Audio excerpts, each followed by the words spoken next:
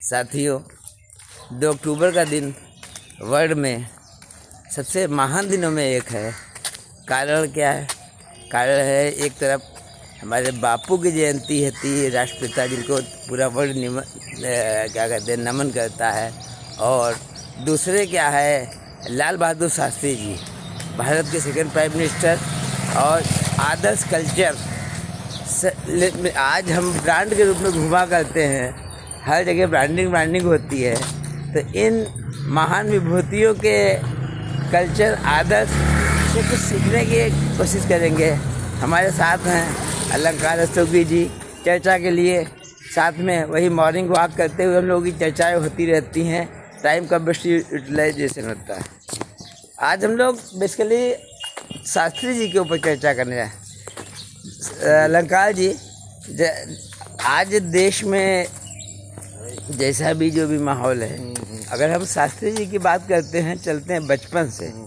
बचपन को जो हम लोग देखते हैं, आजकल के बच्चे और जो आदर्श की बात है, बताते हैं कि इनके पास इतने पैसे नहीं होते थे कि किसी तरीके से जा पाए। और रास्ते में एक नदी पड़ती थी, तो नदी कपड़े सर पे रखते होंगे और जाते होंगे।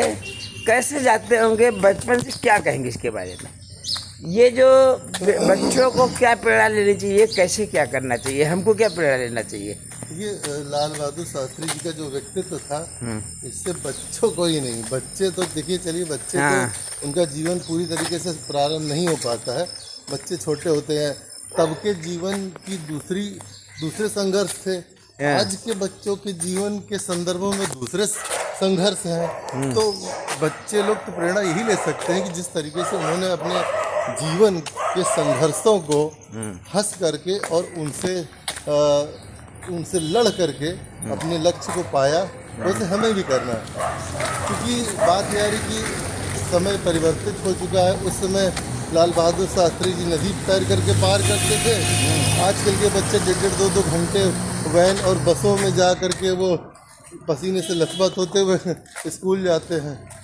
तब 1 किलो का बस्ता रहा होगा तो आज 20 किलो का बस्ता होता है। संघर्ष बदल गया, लेकिन समस्या यहाँ पर है कि हमें ये देखना है कि उनका व्यक्तित्व इतना बड़ा था कि उससे बच्चे तो लेंगे ही लेंगे शिक्षा, लेकिन सबसे बड़ी समस्या है कि उसको बड़ों को से शिक्षा लेनी है। और अगर बड़े इससे शिक्षा ले ले तो हमारा न समाज बल्कि देश भी आज जिस स्थिति में है उससे कहीं और भी ज़्यादा आगे पहुंच जाएगा। इनके जीवन की एक और घटना हमको याद आती है कि जब ये जेल में थे तो एक सर्वेंट ऑफ इंडिया सोसाइटी की स्थापना की गई थी कि ऐसे लोग जो जेल में रहते थे उनके परिवार को खर्चा चलाने के लिए कुछ पैसा दिया जाता था।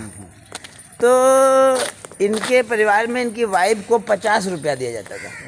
एक दिन इन्होंने जेल से पत्र लिखा वाइफ को कि जो खर्चा मिलता है उसमें परिवार का खर्चा तो चल जाता है।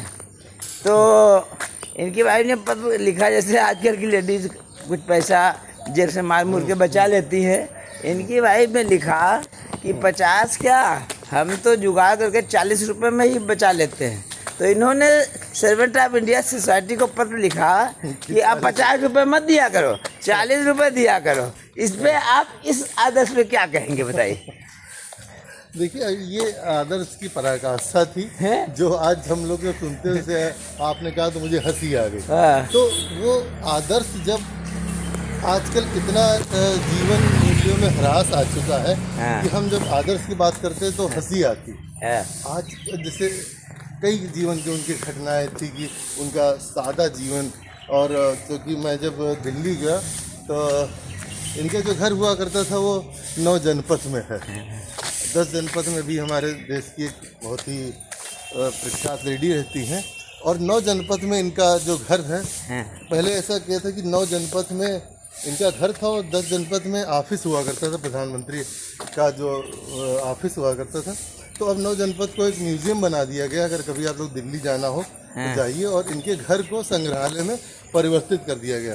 तो आप जब इनके घर को विजिट करते हैं, जाते हैं, तो ऐसा महसूस होता है कि ये किसी प्रधानमंत्री घर नहीं है, ये हम ही लोग जैसे किसी साधारण निम्न मध्यम वर्गीय परिवार के किसी व्यक्ति का घर है। अच्छा। तो आप ऐसे व्यक्ति को जो प्रधानमंत्री देश का रहा हो और उसके घर में जब उसका किचन देखते हैं तो ऐसा लगता है वहाँ मिट्टी का चूल्हा भी रखा हुआ, वहाँ फुकनी भी रखी हुई थी, वहाँ पर सामान्य तरीके के बर्तन रखे हुए थे, जो उनके घर के बैठका था, सामान्य कुर्सियाँ रखी हुई थी। तो लगता है कि ये हमारे देश के प्रधानमंत्री ये रहे होंगे। तो भारत मतलब एक्चुअली कहने का मतलब कि भारत की जो आज़ादी हुई है वो जो कल्पना थी कि कैसे कॉमन लोग जो है चुन के ऊपर आए, मतलब तो साक्षात रूप से दिखाई पड़ता। हाँ, तो बिल्कुल। तो ये सोचने वाली बात ये है कि हम लोग आदर्श किसको बनाते हैं। हाँ। अब बहुत सारी बातें शास्त्री जी के बारे में कि उनको जब प्रधानमंत्री नहीं, उनको जब जाना था, एक बार जम्मू कश्मीर जाना था किसी विजिट के लिए, तो उनके पास कपड़े नहीं थे क्योंकि जम्मू कश्मीर में ठंड होती है। रेलवे मिनिस्टर थे और किसी कार्यक्रम के लिए उनको जम्मू कश्मीर जाना था। तो बताते हैं कि उनके पास कुछ ऊनी कपड़े नहीं थे, तो जवाहरलाल नेहरू की शेरवानी इनको दी गई कि वो तुम पहन करके जाओ, और वो पहन करके गए। इनकी चप्पलें वहाँ भी वो शेरवानी भी अभी रखी हुई वहाँ डिस्प्ले में, संग्रहालय में। इनकी चप्पलें ऐसे लग रहा है कि किसी बहुत ही साधारण व्यक्ति की चमड़े की जो चप्पल होती वो वहाँ रखी। ये बताइए, कुछ भी ऐसा नहीं था कि वो विलासिता या लग्जरी वाली जीवन शैली। आजकल हम लोग कपड़े, जब बच्चों कपड़े में अगर दाग लग जाता है तो तुरंत जो हम लोग चेंज कर देते हैं। अब इनका जब कुर्ता फट जाता था वो कुर्तों की रुमाल बना लेते थे। अब बताइए, अरे वाकई सोच के हंसी आती है कि अब देखिए आजकल जो इनके जानकारी होगी कि एक जहाँ इनका कार्यालय में एक अम्पाला गाड़ी हुआ करती थी, तो अम्पाला गाड़ी हुआ करती थी, उसका काम यही था कि जो लोग आते थे उनको घुमाने के लिए। इनका एक जैसे बता रहे हैं कि आजकल बच्चे भी मिसयूज कर देते हैं सरकारी चीज़ों का। तो अम्पाला बच्चे को इनको लगा कि चलो हम भी मार लाए, भौकाल मारे चल के। तो खैर वो ले गया, ड्राइवर को सेटल किया। अब कौन ड्राइवर मना करता कि प्रधानमंत्री का लड़का कह रहा है। गया और मार लाया इनको। खैर कुछ नहीं बोले। सुबह जब सो के नहीं उठा था और वाइफ को बताया, कहने लगे कि कल तुम कहीं गए थे। कहने लगे हाँ गए थे, वो अपने फ्रेंड के साथ गए थे। कहने लगे कहाँ गए थे, तो कहते दोस्तों के साथ गए थे। ड्राइवर एक लॉग बुक होती है, ड्राइवर को बुलाया, इसने कहा इसमें लिखो ये 14 किलोमीटर जो चली है ये व्यक्तिगत काम से चली है और इसका खर्चा हमारे व्यक्तिगत उससे लिखो। अब आप बताइए कि मतलब ये बातें, ये आज की डेट, ये आजकल की जो बातें अभी आपने बताई कि गाड़ी हुआ करती। जब मैं गया तो उनके जो घर में उसको जिसको म्यूजियम बना दिया गया, तो जो आपने गाड़ी की बात कही वो फिएट गाड़ी थी, वो अभी भी वहाँ पर रखी हुई है। और वैसे बताते हैं कि उन्होंने उसको लोन लेके लिया था और जब वो मरे हैं, उनका देहांत हुआ, तो 5,000 रुपये तब भी उसके ऊपर लोन बकाया था। और ये स्टेट बैंक ऑफ इंडिया का लोन, और वो ये तख्ती वहाँ पर लगी हुई है, गाड़ी रखी हुई। अब एक वो व्यक्तित्व था देश का प्रधानमंत्री बना और एक गाड़ी लोन लेकर ले रहा है जिसका लोन वो चुका भी नहीं पाया। आज के युग में एक मामूली सा छोटा भैया नेता, चाहे वो भले ही सभासद तक न बन पाया हो, सिर्फ वो नेतागिरी करता हो, लेकिन उसके पास जखीरा होगा, काफिला हो जाता है। आप आदर्श के रूप में किसको बना रहे हो? आपने किसको आदर्श बनाया? उसको क्यों नहीं आप आदर्श बनाते हो जिसके पास अपनी गाड़ी लेने के लिए पैसा नहीं? आपके पास कहाँ से पैसा आ रहा है भाई? ये कौन सा ऐसी चीज़ होती है, ऐसी कौन सी इसे पेड़ होता है जिससे कि आप राजनीति में घुसते ही आपके अंदर लग्जरी और राजनीति नहीं, हर तरफ यही है। ये राजनीति की बात नहीं करते, हर चीज़ में। एक ऑफिस में ले लो या एक दुकानदार ले लो, समाज का हर क्षेत्र, दुकानदार भी है तो कहीं ना कहीं जब आदर्श आप खो देंगे तो आप किसी भी फील्ड में होंगे तो उसमें गलत करने लगेंगे। तो अगर आप हम लाल बहादुर शास्त्री जी को आदर्श मान रहे हैं, तो चाहे उनके काम में हो, चाहे उनके जीवन शैली में हो, चाहे बोलने के तरीके में हो। कभी आप लाल बहादुर शास्त्री जी को देखिए किस तरीके से बोलते थे, लेकिन सभ्य सुशील सज्जन व्यक्तित्व के रूप में जाना जाता था। उनके जो नारे थे, जय जवान जय किसान का जो उन्होंने नारा दिया था। अच्छा, क्या कहते हैं कि एक और घटना देखते हैं, वो तो पराकाष्ठा हो गई। जब उनकी लड़की बीमार थी और पैरोल पर छूट के आए थे। पैरोल शायद 21 दिन का होता है, उस समय क्या होता था मुझे नहीं मालूम। और लौट के आए तो बच्ची बीमार थी, बच्ची की डेथ हो गई। उनकी वाइफ चाहती थी और समय भी बाकी था इनका कि अभी ये रुकें, किसी की बेटी की डेथ हो गई हो और उसकी वाइफ यही चाहेंगी कि घर पे सांत्वना दे। उन्होंने कहा ना, हमने बेटी से मिलने के लिए पैरोल लिया था और बेटी से मिलने के लिए पैरोल लिया था और वापस बताइए मतलब क्या कहेंगे इस चीज़ को? ये कहेंगे कि ये ऐसे पुरुष जिनको हमें एक आदर्श के रूप में स्थापित करना चाहिए, उनके बारे में ज़्यादा से ज़्यादा मुझे तो लगता है कि इस तरीके से हम लोग गांधी जयंती मनाते हैं। ठीक है, नो डाउट गांधी जी बहुत ही महान थे, उनका कद को छू पाना कोई आसान काम नहीं, लेकिन कहीं न कहीं से जब ऐसे महान व्यक्तित्व के साथ उनका जन्मदिन मनाया जाता है तो कहीं न कहीं से वो उनका अतिक्रमण हो जाता है, उनके व्यक्तित्व का अतिक्रमण हो जाता है, छुप जाता है। इसीलिए मैं शास्त्री जी पे आया हूँ आज। मैं शास्त्री जी पर इसीलिए अच्छा काम कि आज मैं उनको महात्मा गांधी को नहीं, मैं शास्त्री जी को बता रहा हूँ। ठीक है, हम लोग महात्मा गांधी जी को जितना रेस्पेक्ट उनको चाहिए था उतना हम लोग दिया, लेकिन छिपना नहीं चाहिए ना, इतने महान व्यक्ति जिस तरीके से गांधी जी का महान कार्य था उससे कहीं हम कम नहीं कह सकते कि उनका व्यक्तित्व कृतित्व सब महान था। तो हमें ये चाहिए कि उनके भी व्यक्तित्व को लोगों के सामने रखे, आदर्श के रूप में उनको प्रस्तुत करें।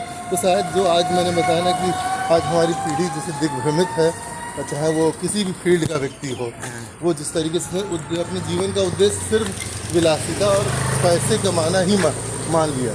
वो सोचता है कि अगर मेरे पास 2-4 लग्जरी गाड़ियाँ नहीं तो मेरा जीवन व्यर्थ है, अगर मेरे पास बड़ा बंगला नहीं तो मेरा जीवन व्यर्थ है, मेरा जलवा नहीं, रुतबा नहीं। तो ये आप अच्छा एक और आप आएंगे, गाड़ियाँ लेंगे, बंगले बनाएंगे, मर के चले जाएंगे और आपके ऊपर कोई भी एक बात करने वाला व्यक्ति नहीं बचेगा। अच्छा बच्चों में भी शास्त्री जी बनना है। बच्चों में एक घटना है इनके बच्चों की। एक बार इनका लड़का जो है स्कूल का फार्म भर रहा था। आजकल तो बच्चे जो है बाप के भौकाल पे ज़्यादा भूलते हैं ना। हर बच्चा भले ही कोई औकात ना हो, बच्चे हो या पत्नी हो, तो जब वो फार्म भर रहा था तो फार्म में जो एड्रेस होता है उसने लिखा 10 जनपद। 10 जनपद तो वो क्लास टीचर आया, 10 जनपद तो हिंदुस्तान में किसको नहीं मालूम कि 10 जनपद क्या होता है। उसने देखा गौर से, उसने कहा तुमने 10 जनपद लिखा है, मतलब बच्चों को भी कहा, बच्चे भी कुछ नहीं इनके कहने लगे हाँ 10 जनपद लिखा है। उसने सोचा कि यहाँ कोई चपरासी होंगे तो क्या कहते हैं कि कहने बताओ हैं क्या तुम्हारे पिता, 10 जनपद में क्या चपरासी हो तो खुल के बताओ, और कोई ऐसी बात नहीं, शर्म की बात नहीं है।